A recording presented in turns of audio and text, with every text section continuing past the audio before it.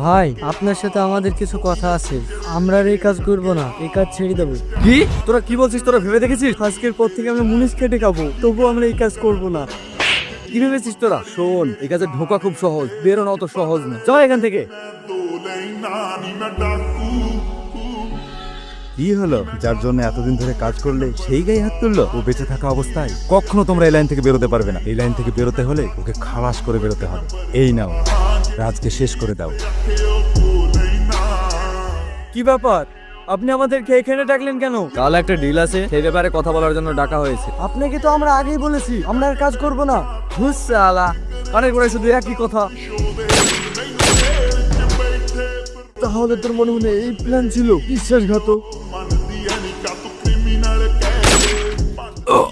তুই আমাকে মারলি কেন? তুই অনেক পাপ করেছিস, তুই হাজার হাজার মানুষকে ড্রাগ কেসে জেলে ঢুকেছিস, তার মধ্যে আবার আব্বাও আছে।